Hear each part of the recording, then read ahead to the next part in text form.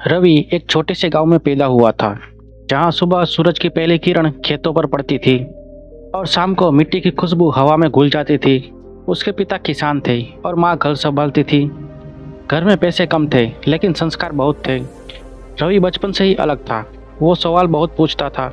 वो पूछता था कि गरीबी क्यों होती है, कुछ लोग अमीर और कुछ लोग गरीब क्यों होते हैं, और क्या वो भी कभी इस गांव से बाहर की दुनिया को देख पाएगा।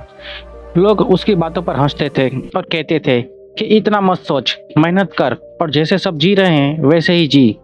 लेकिन रवि का मन ये मानने को तैयार नहीं था। स्कूल में रवि पढ़ाई में अच्छा था, लेकिन सुविधाओं की कमी साफ दिखाई देती थी। उसके पास पुरानी किताबें होती थी, कई बार बिना कवर की, और जूते अक्सर फटे हुए। फिर भी वो कभी शिकायत नहीं करता था। उसे लगता था कि हालत अस्थायी है, लेकिन उसका सपना स्थायी है। वो रोज स्कूल से लौटकर खेतों में पिता का हाथ बताता और रात को लालटेन की रोशनी में पढ़ाई करता। कई बार थकान से उसकी आंखें बंद हो जाती थी, लेकिन वो खुद से कहता, अगर आज हार मान ली तो जिंदगी भर हारता रहूंगा।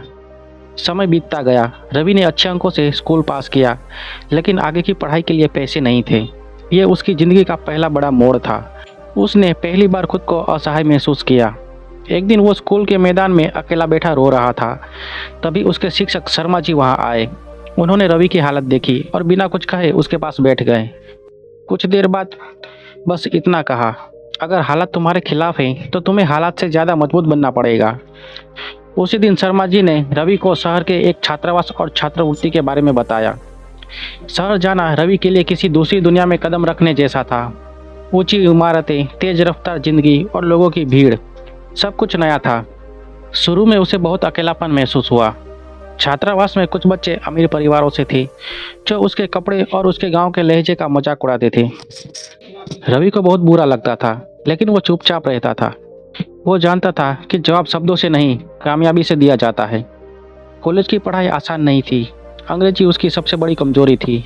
कई बार वो क्लास में समझ ही नहीं पाता था कि शिक्षक क्या कह रहे हैं। वो रात को यूट्यूब और पुरानी किताबों की मदद से खुद को सुधारने की कोशिश करता। कई बार असफल होता, कई बार शर्मिंदा होता, लेकिन उसने कभी कोशिश करना नहीं छोड़ा। धीरे धीरे उसने समझ लिया कि असफलता कोई अंत नहीं, बल्कि सीखने की प्रक्रिया है। कॉलेज के दूसरे साल में रवि के पिता बीमार पड़ गए। घर से फोन आया कि खेती ठीक से नहीं हो पा रही है और इलाज के लिए पैसे नहीं हैं। रवि के पैरों तले जमीन खिसक गई। उसने पढ़ाई छोड़कर घर लौटने का फैसला कर लिया, लेकिन माँ ने फोन पर उससे कहा, अगर तू लौट आया तो हमारी सारी मेहनत बेकार हो जाएगी। तू पढ़, हम सब संभाल लेंगे। माँ की उस एक बात ने रवि को अंदर से हिला दिया। उसने तय किया कि चाहे कुछ भी हो जाए वो पढ़ाई पूरी करेगा। रवि ने पार्ट टाइम काम करना शुरू किया। वो दिन में कॉलेज जाता और शाम को एक छोटे से कैफे में काम करता। कभी कभी इतनी थकान होती कि शरीर जवाब दे देता, लेकिन मन नहीं। उसे एहसास होने लगा था कि जिंदगी सिर्फ सपने देखने से नहीं बदलती, बल्कि उनके लिए कुर्बानी देने से बदलती है। उसने कई त्योहार काम करते हुए बिताए। कई दोस्ती सिर्फ इसलिए टूट गई क्योंकि उसके पास समय नहीं था। कॉलेज के आखिरी साल में रवि ने एक बड़ा जोखिम लिया। उसने एक प्रतियोगिता में हिस्सा लिया, जिसमें देश भर के छात्र अपने आइडिया प्रस्तुत करते थे। उसका आइडिया था गांव के किसानों के लिए एक सस्ता और सरल तकनीकी समाधान, जिसमें वे सही दाम पा सके। शुरुआत में लोगों ने उसके आइडिया को हल्के में लिया, लेकिन रवि ने हार नहीं मानी। उसने दिन रात मेहनत की, डेटा इकट्ठा किया और खुद प्रेजेंटेशन देना सीखा। जब प्रतियोगिता का दिन आया तो रवि बहुत घबराया हुआ था। मंच पर खड़े होकर उसने अपने गांव, अपने पिता और अपनी माँ की याद आ रही थी। उसने कांपती आवाज़ में बोलना शुरू किया, लेकिन जैसे जैसे वो आगे बढ़ा उसका आत्मविश्वास लौटता गया। उसने दिल से बोला, और शायद यही बात जजों को छू गई। जब परिणाम आया तो रवि को पहला पुरस्कार मिला। वो मंच पर रो पड़ा। ये आंसू खुशी के थे, संघर्ष के थे और उम्मीदों के थे। इस जीत ने रवि की जिंदगी बदल दी। उसे एक बड़ी कंपनी से ऑफर मिला, लेकिन उसने तुरंत हाँ नहीं कहा। उसने पहले अपने गांव जाने का फैसला किया। जब वह गांव पहुंचा तो लोगों ने वही रवि को देखा, लेकिन उसकी आंखें में अब डर नहीं था। उसने अपने पिता को गले लगाया और माँ के पैरों को छुआ। उस पल उसे समझ आया कि असली सफलता सिर्फ पैसे कमाने में नहीं, बल्कि अपने लोगों को गर्व महसूस कराना है। कुछ सालों बाद रवि ने अपनी खुद की कंपनी शुरू की, जिसका मकसद सिर्फ मुनाफा नहीं, बल्कि गांवों को सशक्त बनाना था।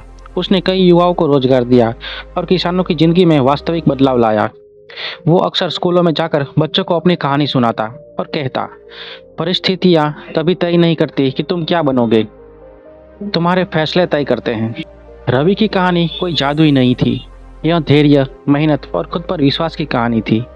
उसने सीखा कि जिंदगी आपको तोड़ने की कोशिश जरूर करती है, लेकिन अगर आप हर बार थोड़ा और मजबूत होकर खड़े हो जाएं, तो वही जिंदगी आपको बना भी देती है। और यही समझ उसकी जिंदगी का सबसे बड़ा बदलाव थी।